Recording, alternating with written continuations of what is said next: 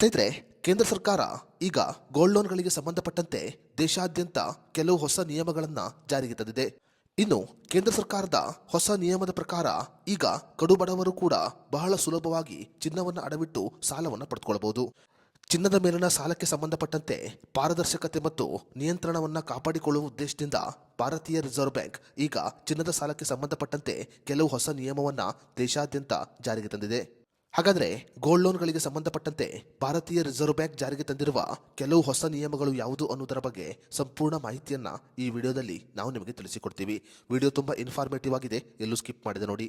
ಸ್ನೇಹಿತರೆ, ಭಾರತೀಯ reserve bank ಈಗ ಗೋಲ್ಡ್ ಲೋನ್ಗಳನ್ನು ಎರಡು ವಿಧಗಳಾಗಿ ವಿಂಗಡಣೆ ಮಾಡಿದೆ. ಒಂದು ಜಿಎಂಎಲ್, ಇನ್ನೊಂದು ಜಿಎಂಎಸ್ ಆಗಿದೆ. ಜಿಎಂಎಲ್ ಅಂತ ಹೇಳಿದ್ರೆ ಗೋಲ್ಡ್ ಮೆಟಲ್ ಲೋನ್, ಅದೇ ರೀತಿಯಲ್ಲಿ ಜಿಎಂಎಸ್ ಅಂತ ಹೇಳಿದ್ರೆ ಗೋಲ್ಡ್ ಮನಿ ಸೇವಿಂಗ್ ಸ್ಕೀಮ್ ಅಂತ ಕರೆಯಲಾಗುತ್ತೆ. ಜಿಎಂಎಲ್ ಅಂತ ಹೇಳಿದ್ರೆ ಆಮದು ಮಾಡಿದ ಚಿನ್ನವನ್ನು ಅಡವಿಟ್ಟು ಪಡೆದುಕೊಳ್ಳುವ ಸಾಲವಾಗಿರುತ್ತೆ. ಇನ್ನು ಜಿಎಂಎಸ್ ಅಂತ ಹೇಳಿದ್ರೆ ಸಂಗ್ರಹ ಮಾಡಿದ ಚಿನ್ನವನ್ನು ಅಡವಿಟ್ಟು ಪಡೆದುಕೊಳ್ಳುವ ಸಾಲವಾಗಿದೆ. ಸಾಮಾನ್ಯ ಗ್ರಾಹಕರು ಈಗ ಜಿಎಂಎಲ್ ಯೋಜನೆಯ ಮೂಲಕ ಚಿನ್ನವನ್ನು ಅಡವಿಟ್ಟು ಸಾಲವನ್ನು ಪಡೆದುಕೊಳ್ಳಬಹುದು, ಅಂದರೆ ಗೋಲ್ಡ್ ಮೆಟಲ್ ಲೋನ್ ಮೂಲಕ ಸಾಲವನ್ನು ಪಡೆದುಕೊಳ್ಳಬಹುದು. ಆದರೆ ಜಿಎಂಎಸ್ ಸಾಲಗಳು ಕೇವಲ ತಯಾರಕರು, ಮಾರಾಟಗಾರರು ಮತ್ತು ಚಿನ್ನವನ್ನು ರಫ್ತು ಮಾಡುವವರಿಗೆ ಮಾತ್ರ ಸಿಗುತ್ತೆ.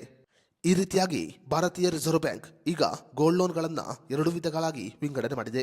ಬಡವರು ಸಾಮಾನ್ಯ ಚಿನ್ನವನ್ನು ಅಡವಿಟ್ಟು ಸಾಲವನ್ನು ಪಡೆದುಕೊಳ್ಳಬಹುದು, ಆದರೆ ತಯಾರಕರು, ಮಾರಾಟಗಾರರು ಮತ್ತು ರಫ್ತು ಮಾಡುವವರು ಜಿಎಂಎಸ್ ಮೂಲಕ ಚಿನ್ನವನ್ನು ಅಡವಿಟ್ಟು ಸಾಲವನ್ನು ಪಡೆದುಕೊಳ್ಳಬೇಕಾಗುತ್ತೆ.